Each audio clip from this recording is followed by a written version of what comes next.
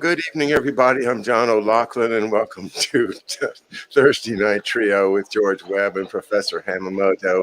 And before any further ado, we're going to have to say, hooray, Andy's back. Andy's doing great. We're good to see you, Andy. Hello.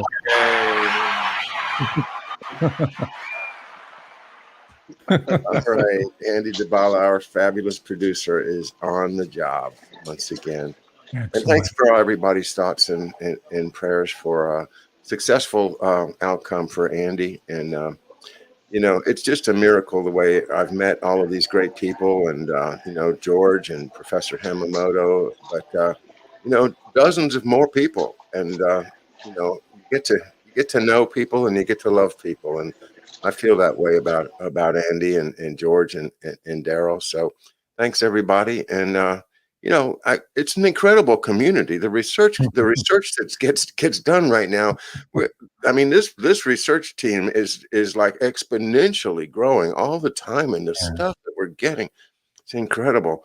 Well, all right, Professor Hamamoto, let's call on you first tonight. What's up with you? Well, thanks for that great introduction. I mean, John, I get a great deal of intellectual satisfaction, you know, when you guys break it down and it kind of clicks, gets together. But I'm also just tickled pink by just the funness of it, the joy of this cooperative effort. Now, that being said, I want to go into, and this brings both of you into the discussion because, John, you know, I ponder your readings, and I remember that maybe it was a week ago or two weeks ago when you talked about the Tennessee Templars. Remember that? Yeah. Okay. Yeah. So I'd like your comment on this question I'm going to pose to George Webb. And then George was at the charrette down in Point Loma, right? So here's the bonus run. And I talked about this in my show, 3 o'clock today, because I came across this connection here. But the first European in what is now the United States, and this is in what's now contemporary California, was a guy named Juan Cabrillo, right? That's a name familiar to people who grew up in California and studied California history. We studied Mexican history, Spanish colonial history, as well as the contemporary history. So this is the first European on what is now the United States of America. And the first place he touched down and set up shop was, guess where? Point Loma. How did I know? Point Loma. But there's more.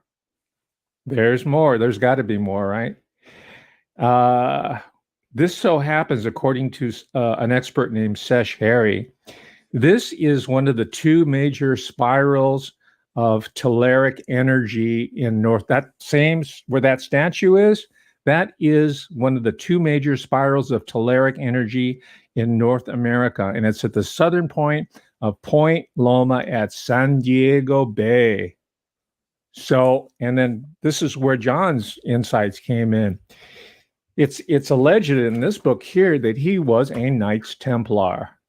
And even though he might not have had the modern day tools to chart out these telluric spirals, or sometimes they're called ley lines, right? He was able to somehow figure it out through this occultic knowledge, through the Templar science. So there you go. I don't know if you went there for that purpose, George, but also didn't you go to San Pedro? That area? Yeah, I mean, yeah, we definitely, Lady Scripps, that's very close to where the house was, and Lady Scripps organized several excursions in and around Coronado Island where the Navy SEALs are. So it was definitely, we're right on all the oil lines and all the old spiritual lines. It was quite an experience spiritually as well, and we had a few billionaire or trillionaire trolls named James Jameson come into the picture. So it was quite a weekend quite a week. You used the S word. Could you unpack that? The spirit, did you feel the magic of the spirit? I mean, you've been talking about the logistical part and the encounter with this multimillionaire guardian of the treasure, of the great Templar treasure, perhaps. But what was it like on a subjective level for you, being in that power spot? Well, I wrote a book about it. Biomancer, the Biomancer cometh, because I always do that. I always write a book about something when I kind of understand it, but I'm not 100% there. And it was a young Asian man who was kind of channeling. He was doing his, moon dance. To the stars and stuff every night on this deck, and all these millionaires were from General Atomics and the Scripps Institute and the Salk Institute. They were coming by, just get these people out of here, And the Biomancer was doing his kind of interpretive sensei thing, and it was very, I didn't really think it would affect me or move me much, but it actually did. And there was 4 women there who had great loss, and you talk a lot about women and how there's an approach to knowledge through women, and it was really I was so moved by it. I did write a book about it, and then everybody said I wrote a chick flick, so then I wrote a hardcore book follow up. But I did feel it, I did feel it. The Biomancer was kind of this divining rod for illegal pipelines. He had just this kind of sense. He would say, stop the van, get out now. This is for Carter Page did an illegal pipeline with Dewey Claridge. It's right here. That kind of thing. It was one of those kind of X-Files experience things. So there was definitely a vortex going on there. Okay, and speaking of pipelines, I don't know if you went there in one of your talks already, but could that the malfunction of the alternator of Tyrone Sargent's vehicle, could that have been an EMP attack? Well, it's the strangest thing. Yeah, 3 times is not a coincidence. We had 2 real mechanical experts change the alternators. We changed 3 alternators. I am not a mechanical expert, but I have changed at least that many alternators in my time, and I know when an alternator is feeding 14.1 to the battery and when it's not. There's a meter there. And it was, and this was strange because we had 2 guys who worked the F-150 line. I mean, one was a GM expert, the other was a Ford expert, and Tyrone's vehicle was operating fine, but it drives by this mosque in Perrysburg and then fails 3 times on 3 separate occasions. It was, it's one of those X-Files moments where you go, well, wait a minute. There may be EMP here. This may be a gun cache, and I just don't know it. Well, John, how does your explication of the Templar, the Knights Templar connection come? Because it's not only places in Tennessee, and we know about the Eastern element of, but according to this one author, Walter Bosley, the people that he draws from, it also comes through the Spanish Empire, the Hidalgo de Sangre, which is the Knights of the Blood, but it's a Templar tradition. It's part of the Knights Templar tradition. Well, yeah, the Hidalgo de Sangre is the Knights, the people that claim that they have Spanish noble blood before the Muslim conquest. And so that sets them apart and gives them a kind of a sense of they're of some special bloodline, and they are of a special bloodline because that's who they are. So you add to the initial idea that you have something inside you that's special, that you have noble blood, and then you layer on top of that the Templars.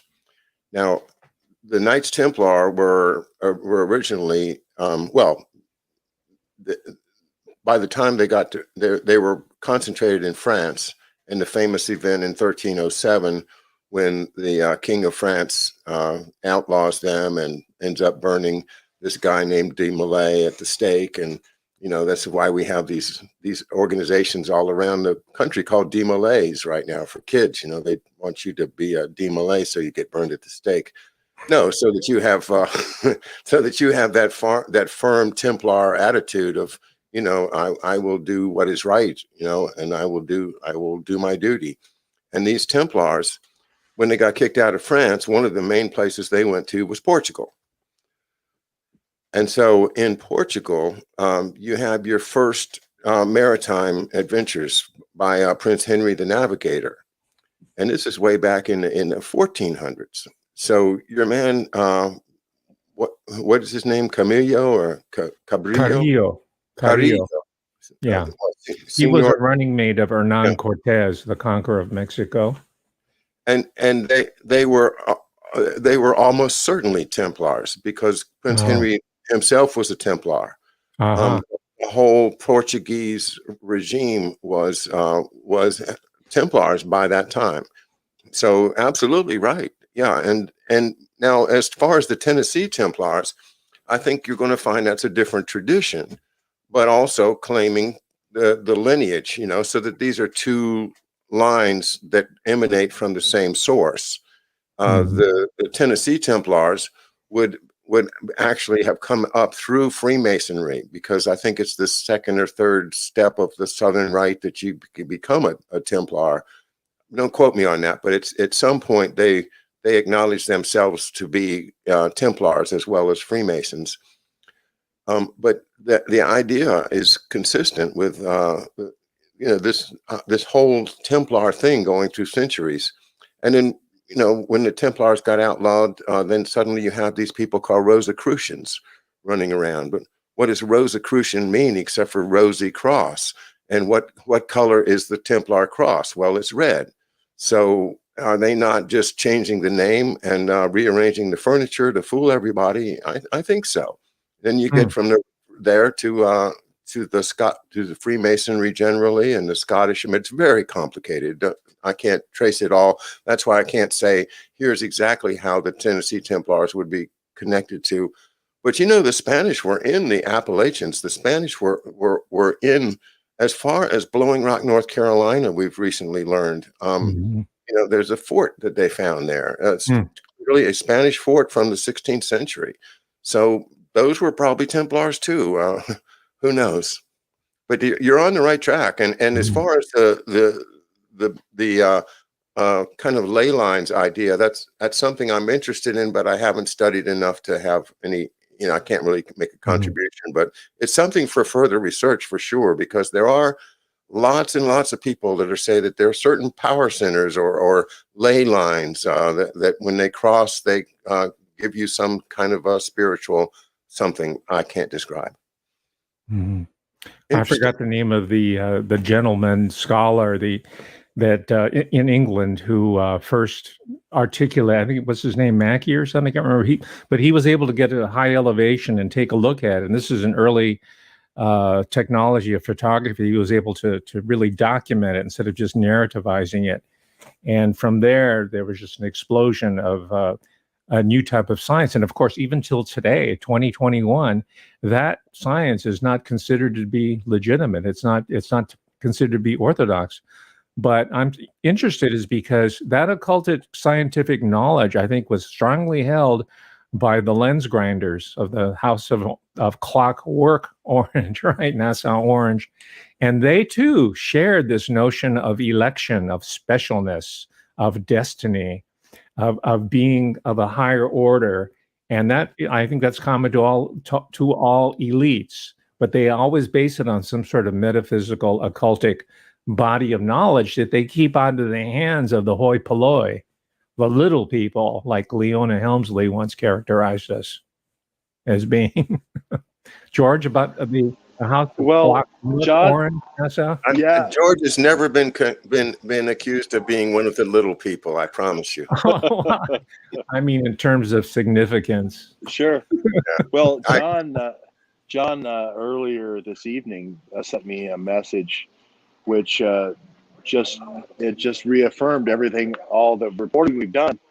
He said, hey, this Pietro Benassi that's so worried about spraying crowds in the 2000s in the Catholic countries of South America and Central America, the same guy who was so involved in the the NATO space program and biosurveillance for COVID right now, the same guy who is the nuncio to Jordan when the bioweapons get moved from Gaddafi in Libya to Jordan. King Abdullah is also the nuncio, the ecclesiastical diplomat to the Pope under diplomatic protection for Iraq during the Iraq wars and the Iraq spraying.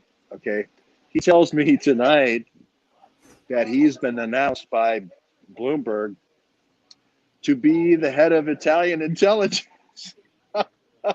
Oh no. I am not kidding. I'm not kidding. They're not trying to hide this from us, folks. This is a NATO game. This is a NATO virus vaccine game. Right. And on that score, I'd like to give a shout out, ni hao, to 13 million Chinese who know, who figured it out, right? Ni hao 15 ma. million now. Yeah. How many? 15 Ni hao million? ma. It keeps. Well, 15 million and all right, and it's counting. hockey sticking. Dr. Hamamoto is referring to a letter which is saying, hey, United States, hey, WHO, the only lab leak is Fort Detrick, and we want and demand a investigation into Fort Detrick in July of 2019, around the time of the super spread, around the time the athletes leave from the United States and go to Wuhan for the police and fire games in August of 2019 in Chengdu, and then later in Wuhan. I don't know where the letter's at now. It's growing like 1 million an hour now. It's the awareness in China, and all in my book, in my first 3 books, the foreign minister's spokesman Li Jian is the key guy pushing this, and he's becoming an international rock star. And this is fun. We're doing a Chinese version of all my books right now. Maybe Lena Poo will be the interpreter at some point when we get a diplomatic meeting with the foreign. Well, yeah, if you could bring Chao Lijian on, we'll have her interpret. And I don't know if you remember, but I brought her on, to give a goodwill message to the Chinese people. And I was sending out the intentionality to 1 billion people. And look at, they're our strongest allies, even though they're supposed to be made out, they're being made out to be our mortal enemies. Isn't that a kind of an interesting historical irony? They're not the Chacoms anymore. Well, and the president of the United States is talking about a shooting war with somebody over 2 or 3 swabs of 2 or 3 State Department diplomatic security services people. This is crazy. Illinois is going to the yellow badge tonight for going to restaurants and any public place. We predicted this when we went and saw Sibel Edmonds down in Florida 3 months ago. I wrote the book, She Wears No Yellow Badge, and it's happening. They're rolling this thing out. And we need to have more friends internationally, not more enemies. Right. And then there's the recent report, well, I don't know how recent, but the fairly recent report about federal employees going to be subjected to mandatory orders. So if you want a job with the federal government, you've got to submit. This is what President Biden is saying. Or you can get a test every week, which I don't know how you can, what is it, $200 to get a test or something. So they're really setting it up to hurt people. And it's, and it's happening here, where I live as well. The county commissioners are talking about it. Won't be long. And we're going to end up in court. We're going to have to do something. And, I don't know how it's going to come out, but what really depends upon the only way to save us is through George Webb's research, I'm afraid. How else? That's how we have to push this thing. We have to try to make sure that everybody understands, that this is an intelligence operation. I'm not saying people aren't getting sick. People get sick, they die. Sure, they do.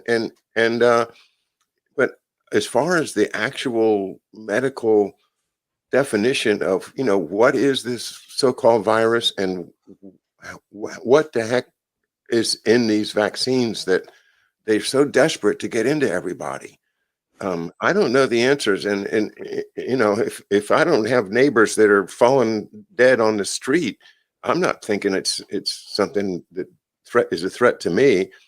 But then, of course, they want to turn it around and say, "Well, now you're a threat to the vaccinated people." It was a story today that somebody. It was the bars in San Francisco. Maybe you can fill this out. That the bars in San Francisco had decided that they're going to require a vaccine passport, and the story behind it was that a bartender who had the vaccine got COVID from a customer that came in that was not vaccinated. Now that's the story, and I'm like, well, how did that happen? And have we traced these people? Is anybody know?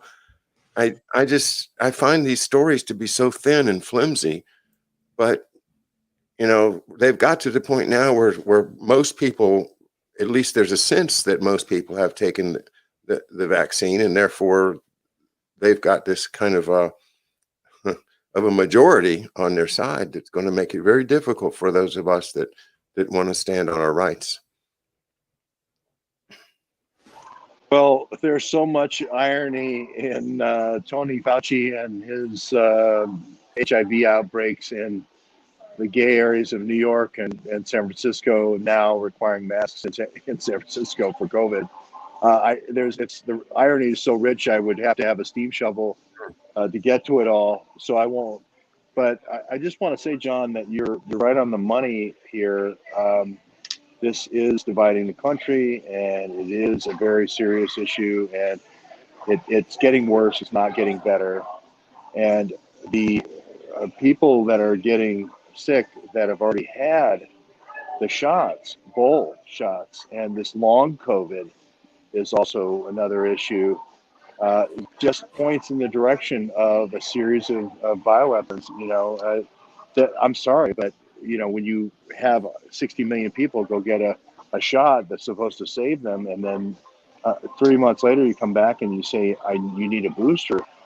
To me, that's quackery. In no other part of any profession could you do that. You could say, well, I replaced 2 of your tires, but you had a serious head-on collision because the other 2 tires were bad. That's quackery, and that's where we are right now with the Delta variant, and the Lambda variant's going to be worse.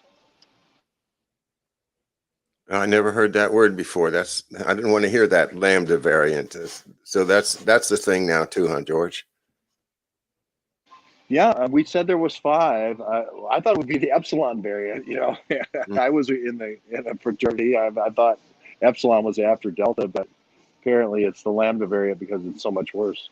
But it's coming, and this whole thing about the boosters, and it's very reminiscent of anthrax, of emergent biosystems wanting a 6-course shot at you.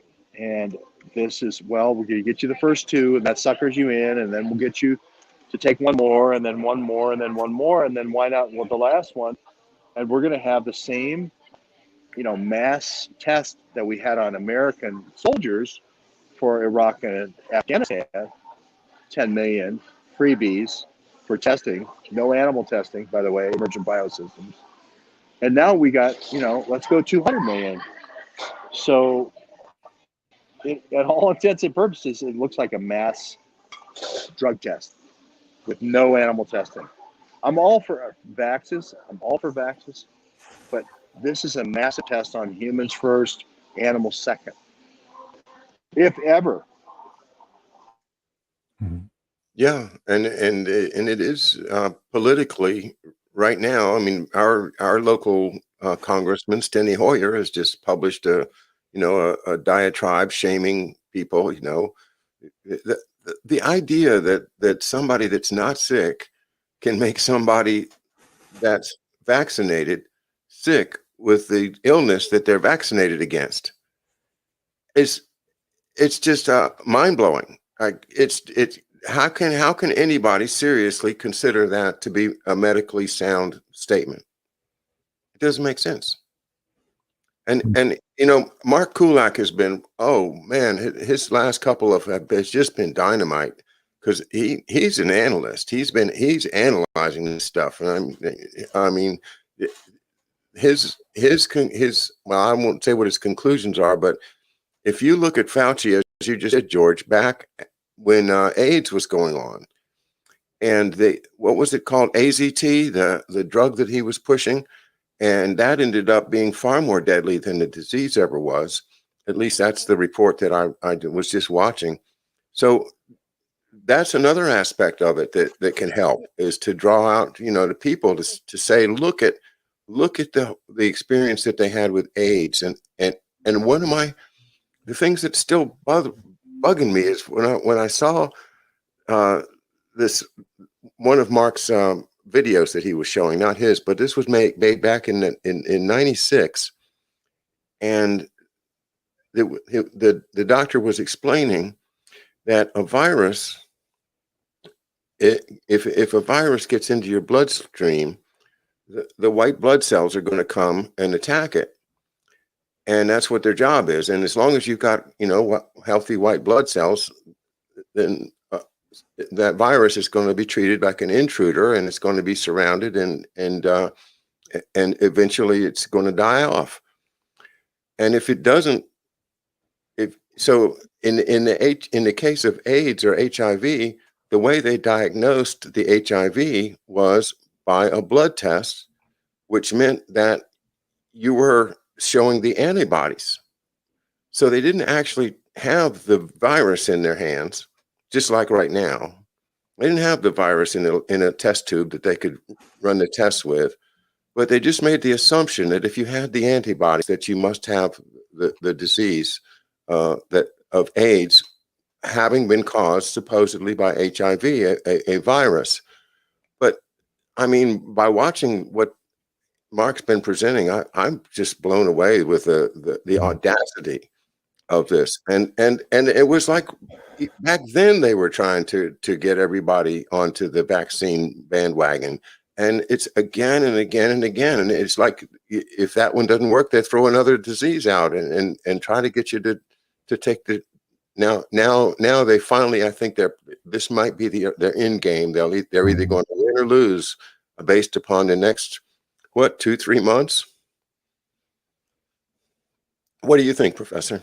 Yeah, I think it's going to hit in the fall and continue into the end of the year. But if I may, I would recommend the audience here to look at the work of Dr. Leonard Horowitz.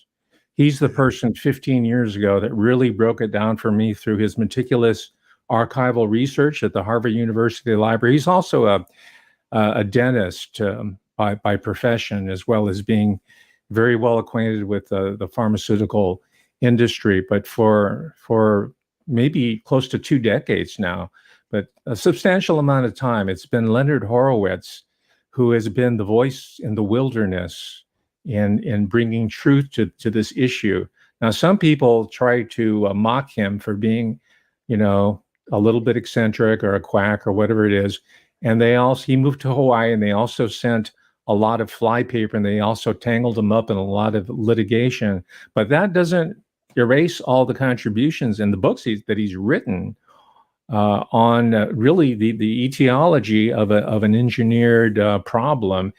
And of course, he talks extensively about one Anthony Fauci. He's there. So when he came around this time, I knew who he was. I said, oh God, that guy's still around. I mean, he had a supporting cast of characters, Deborah Birx and Redfield and other people, but he's still there. So I'm trying to figure out, what type of leverage does he have on the people that keep him in place? He seems to be invulnerable. I mean, you have Senator Rand Paul, who so much is accused him of committing perjury in his congressional testimony, but he's still spouting off. I'm trying to really understand the metaphysics of his power, his magical power. I can only ascribe it to magic. I can't explain it any other way. Well, John, and Dr. Hamamoto, you're right. Mark Kulak has done extensive deep dives on Leonard Horowitz and how he exposed the whole HIV thing and how the blood-to-blood transfers, the transfusion mechanism, just going down the line, the Rockefeller Institute, Sloan Kettering, the whole kind of manufactured crisis. And Dr. Fauci is right in the middle of it as a recent graduate of Cornell Medical School. And of course, I was at Cornell yesterday on this lake right here at the other end. One lake over, Cuyahoga Lake. I'm on Lake Seneca tonight, but I was there. This is where Dr. Fauci decided to make this alliance with the Cornell Veterinary School and Medical School with Qatar. The big money.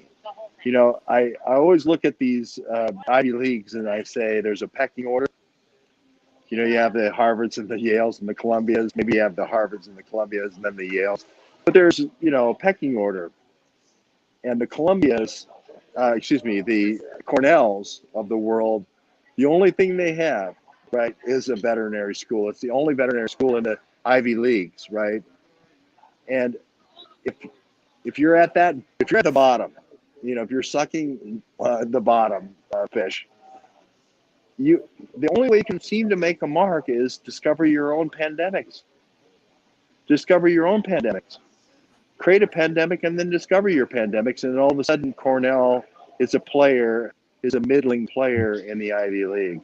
But without discovering your own pandemics, Cornell is but a 10th or 11th runner in a league that only has 10 teams. Think about Cornell. Think about their contributions. The only contributions they've ever made is discovering their own pandemics. Why are they partnering? Why are they partnering with Qatar?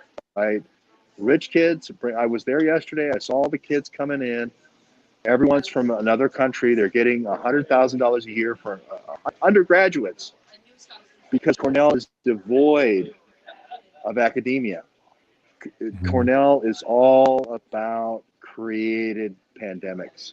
And Dr. Fauci is the number one leader of this fake world, of this corona world that he's created at Cornell. Wow.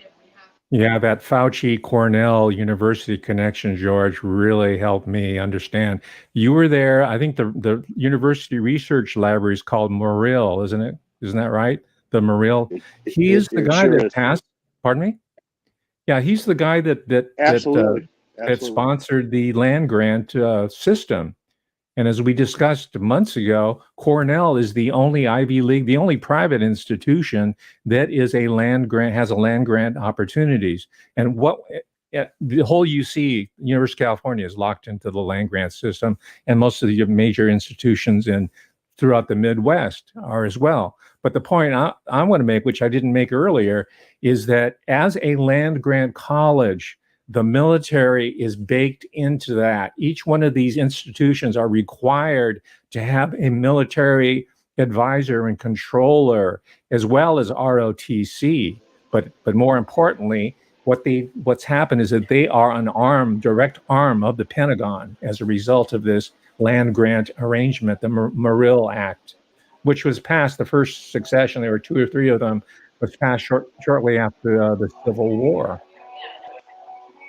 And into the early 20th century. Yeah, there you go. Yeah, Morrill.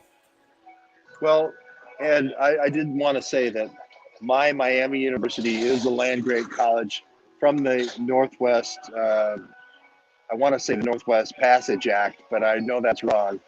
But it was the west of the Alleghenies Act to create states. Is that the Western Reserve? Yeah, and the Western Reserve is interesting in and of itself because it has a linkage to Yale. Because the Western Reserve, I'm sorry, the music just started here. I'll move, but I'll move here just a second. Okay, we'll hold that thought. The Western Reserve of Ohio, I think George was going to say, was part of Connecticut. Yes. And Yes. and as a result of that, you had people from Connecticut that would go out there and take a claim. Yeah, and if you look at some of this recent kind of unbelievable genetic research and experimentation, a lot of it is in Cleveland at Case Western Reserve. We're looking at it. We're going back and forth, shuttling back and forth. I'll have more for you later, but I think we're exactly on the money here, that there's a betrothedness or a beholdenness of these land-grant colleges that didn't have the big endowment of Harvard or Columbia or Yale. And I say Yale apologetically as second, because Columbia really is second. But anyway, it doesn't matter. But Cornell is certainly a bottom feeder. There's no question, right? Mm-hmm. And they needed to somehow develop an endowment. And here's Fauci, as the ultimate bottom feeder, right? And then he then moves. Well, Cornell Medical School is in Manhattan, across from Sloan Kettering, across from Rockefeller Institute, across from Sloan Kettering, which makes their mark as customer of mine in cancer. And all of a sudden, all these cancers, and Dr. Southam, who was injecting people with cancer, this whole litany of Alice Moore and all these, this whole litany of people injecting pathogens into people is in this tiny 2-block area in Manhattan, right? And Dr. Fauci's in the middle of it all. At some point, we have to step back and say, hey, wait a minute, what the hell is going on here? Yeah, there's a direct line that connects the upstate with Manhattan. That's where the bankers are, right? Then they have the and the pharma companies, Pfizer was my customer on 42nd Street. All the major, and in New Jersey, I had GlaxoSmithKline, I had Bristol Myers Squibb, I had the one with Martha Stewart, Gleevec, and all those. I mean, they're all right there. This is a virus vaccine game. This is a big pharma game. And they bring in these NATO operatives. They have these teams. Look at this. I mean, Pietro Benassi is just named from being the ambassador after the nuncio. I mean, he was in between that, George. He had two other interesting positions. He was the ambassador of Italy to Germany in the 90s, in part of the 90s, and he was also last year the what's the word? The oh gosh, it's something at the G20. He was like the concierge or something. They made it a funny name out of it, but he was the guy that set up for the G20. And you go back to Corporal Benassi with Kissinger, being the driver for Nixon. This is such an easy fraud to look through and say this is such an obvious NATO spy operation, and they're going to control the United States through their dark hand out of Norfolk. It is so obvious, and it's like there's so many Benassis in this story, with Pietro being named the head of Italian intelligence. That I don't even know. I feel like going into court with CNN and saying, Your Honor, I started with one Benassi, Giuseppe, who was the head of NATO intelligence.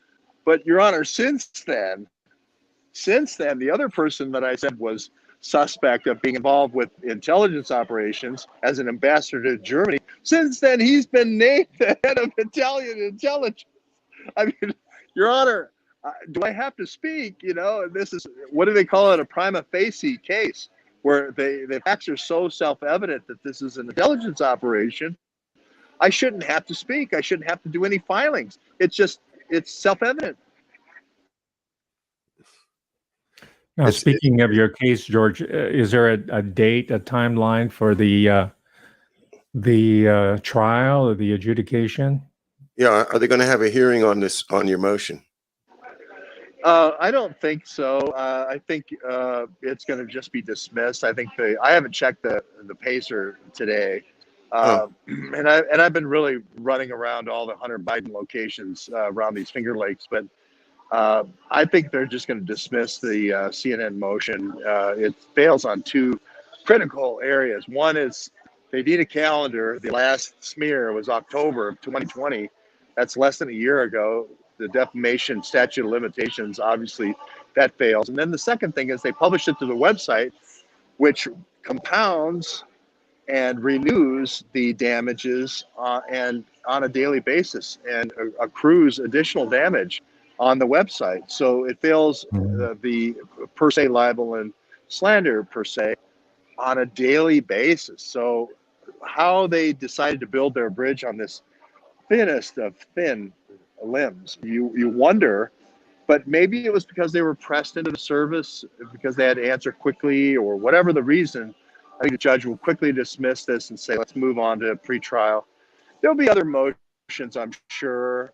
There's unlimited amounts of resource behind CNN, and there'll be all kinds of panegyrics probably before we get to discovery, but we'll get through that and get into the meat of it.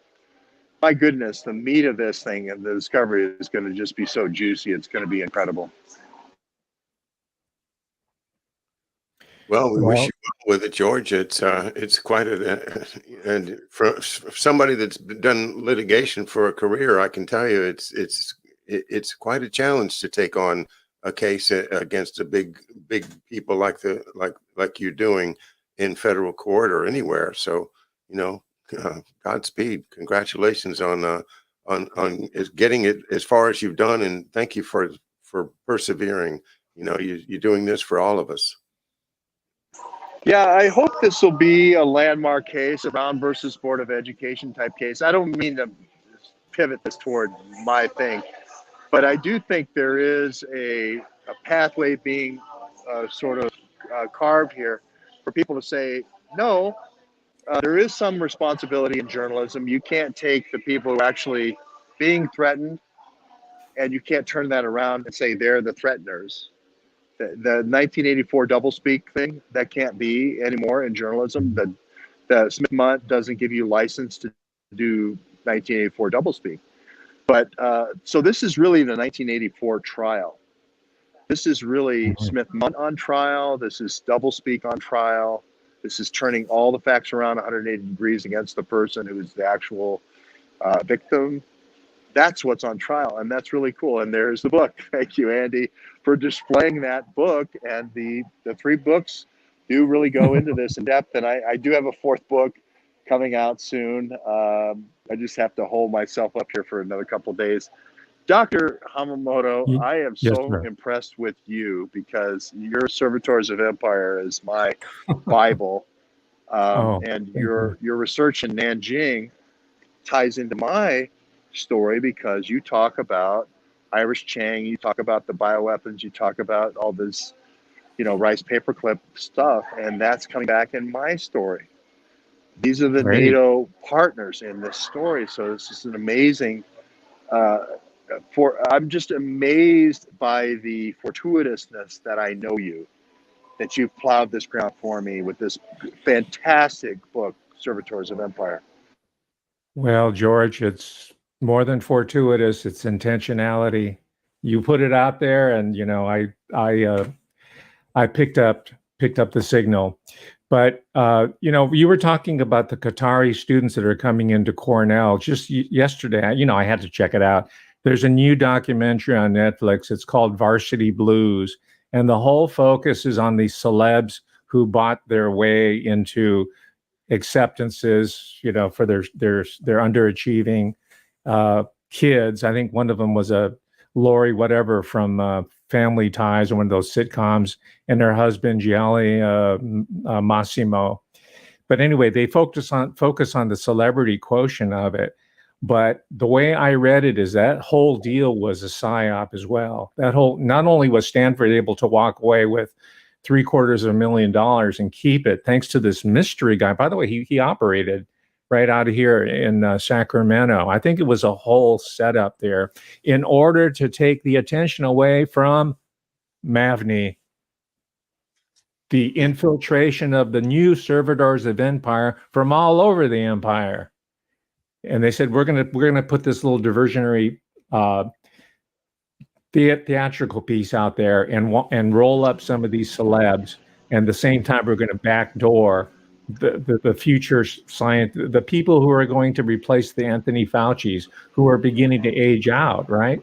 Just like the paperclip guys aged out, they had to bring in the rice paperclip guys.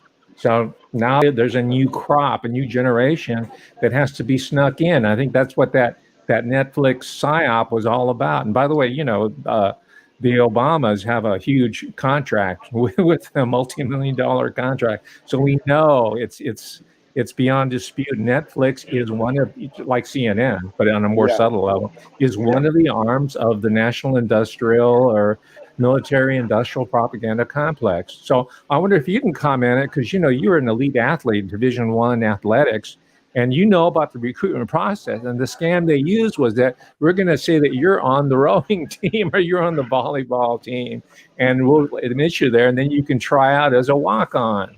So did you see any stuff like that back in the day? I wish. I wish. No, I mean, not you personally. Yeah. No, but I mean, there was. I mean, this case. I agree with you that this whole case with the starlets and the stars and all that, and it's like, woe is me, and there's the little wrist slaps that these stars get for getting their kids into USC and UCLA, and I think it was mostly public universities that the case was. But I agree with you. Stanford was big. Yeah, Stanford is a private, but the big story with Mabney, which was, hey, all these operatives are coming in. If they're outside of the United States, they're covered by the liaison loophole. We can bring them in the thousands, right? We can bring in whatever weapons we think we need at DHS to subdue the population. Bioweapons, no problem. Lock down the population with a bioagent or a series of 5 bioagents, no problem, right? This is what Task Force and I predicted at Fort Detrick in 2017.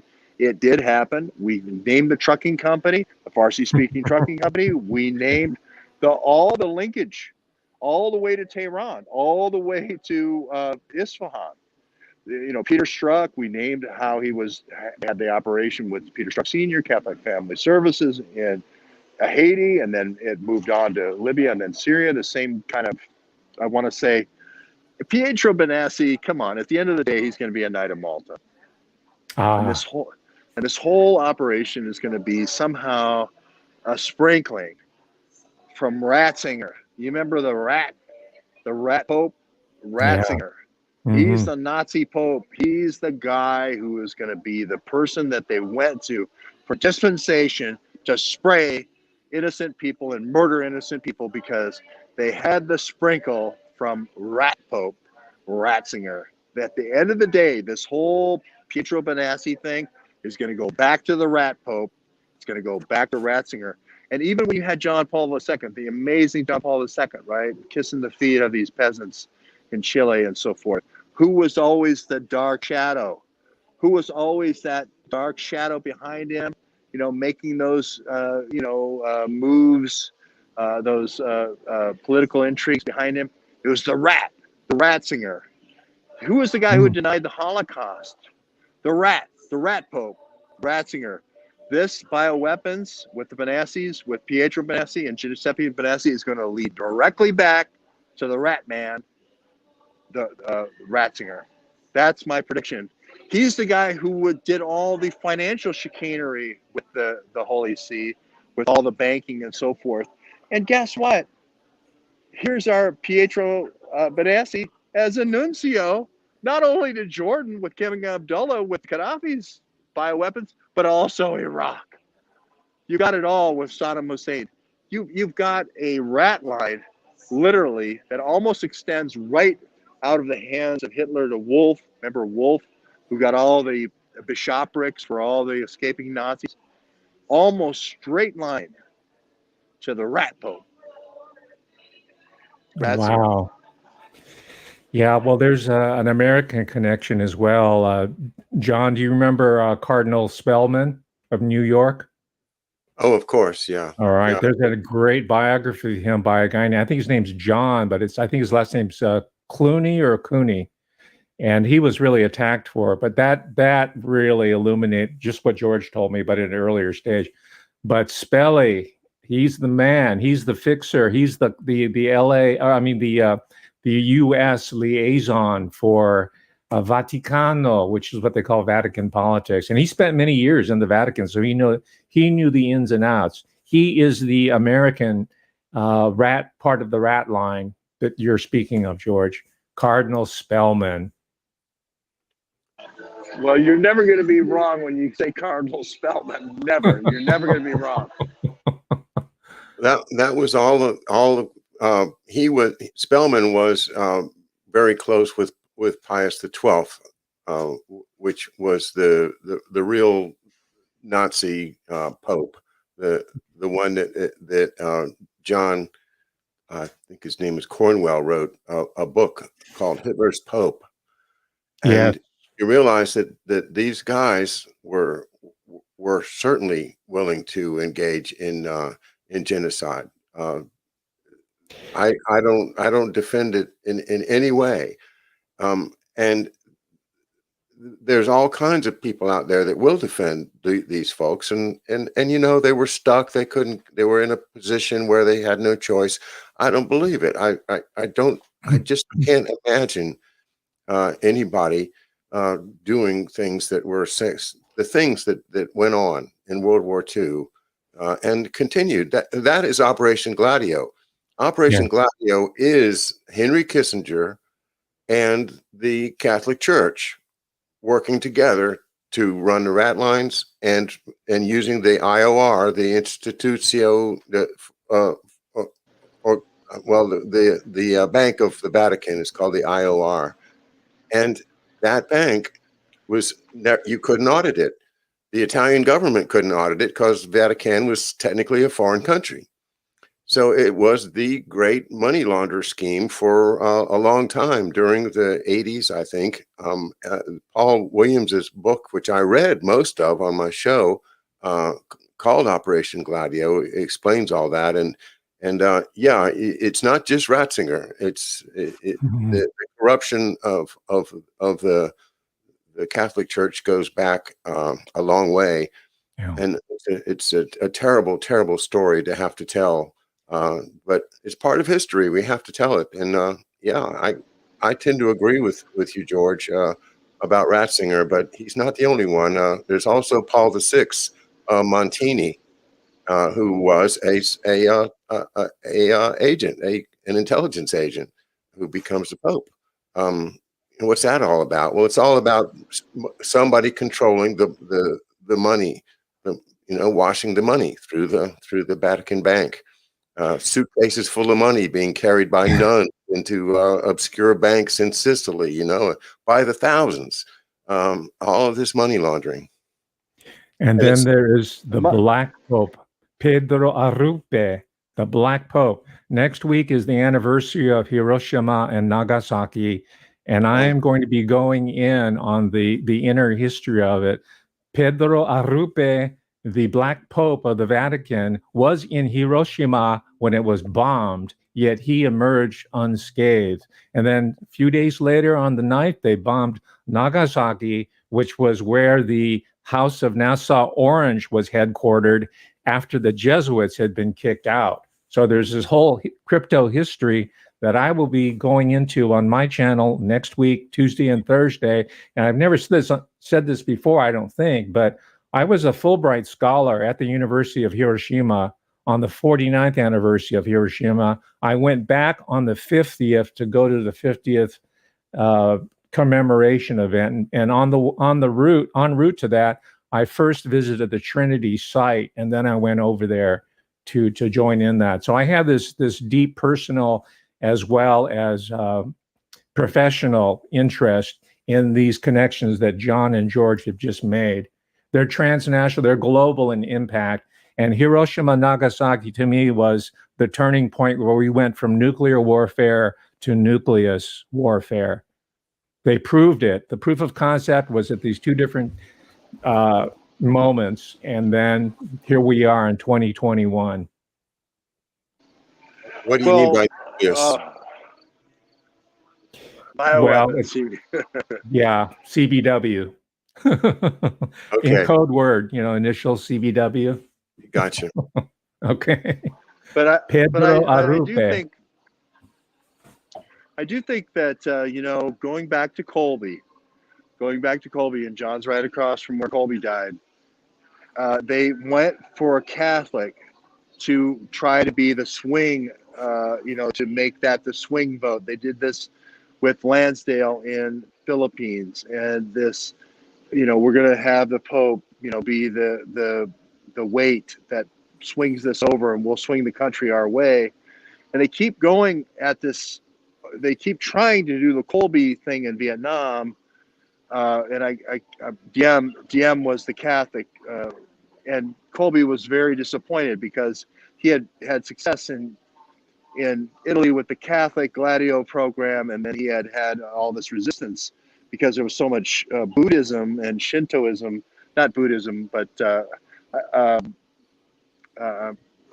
there was other religions, fighting the just all Catholic minority ruling, and they keep trying to replay this Colby model, where you're gonna just keep having God's virus, determine what's going to happen, and God's virus will be Zika in Brazil. We've seen Virginia Benassi be the key person getting the proposals for Zika.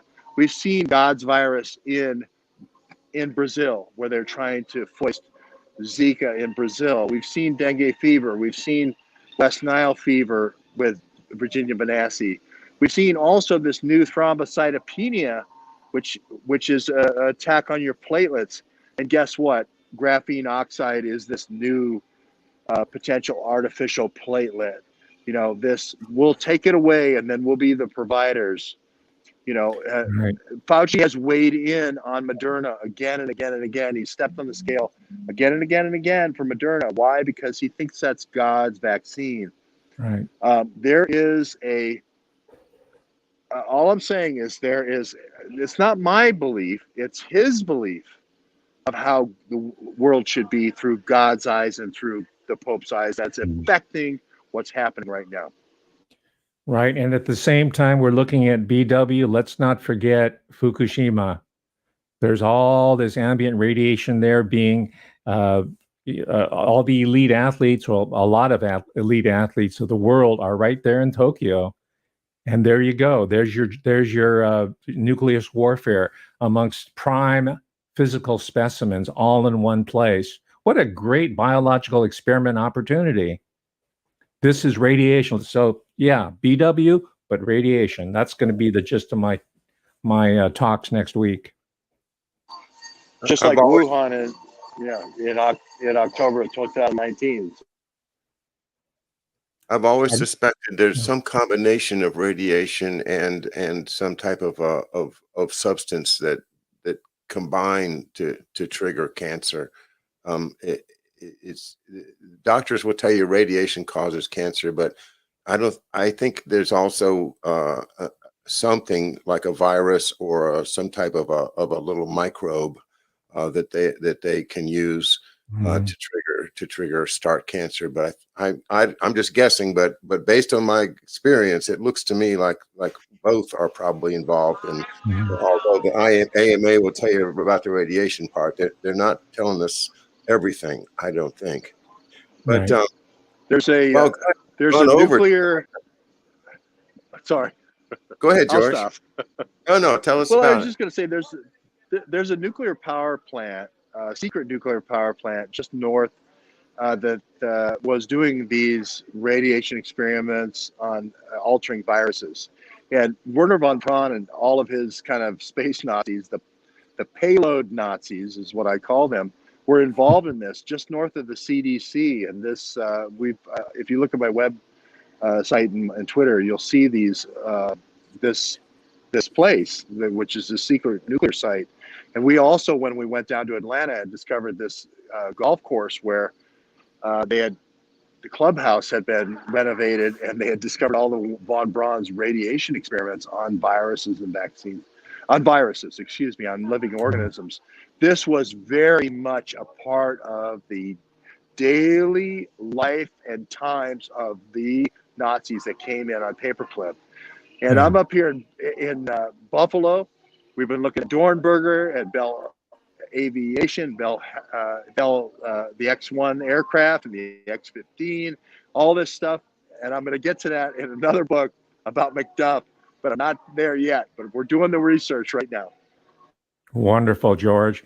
And if you can, I haven't been there, but if you could make a trip over to Kodak House, Eastman House, George Eastman House, the Kodak headquarters. I was there today. Oh, you were? Wow. I was there today. Yeah.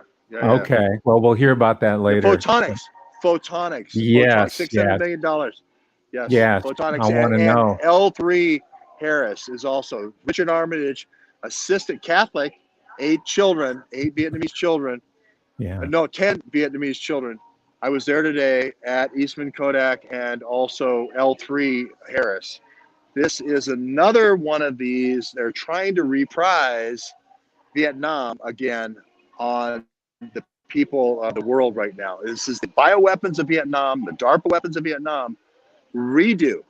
It's a retread, it's a rehash, it's a rewarming. This is a rewarming of the same people that did this in Vietnam 30 years ago. All right. Great work, George. Speaking of McDuff, Andy, would you put that back up again for my book about my dad called McDuff Lives? It's on Amazon at Kindle. We are not publishing any more hard copies right now. We're gonna hold off because I really want Andy to be the guy that gets to do that. And as soon as he's ready, we'll be doing it. But in the meantime, I would appreciate it if you've read the book to drop a comment. That's the way that it's going to get some publicity. I'm not sure how much sales we've got yet, but it's $9.99 on Amazon Kindle. And Andy did the layout, and I'm really proud of the book. So thanks, Andy, for letting me do a little plug there. And everybody, have a great rest of the evening. George, Professor. Great book, John. It's a great book. Buy John's book. George. Yes, absolutely. It's wonderful. All right. Congratulations. We'll see y'all next week. All right. Bye-bye.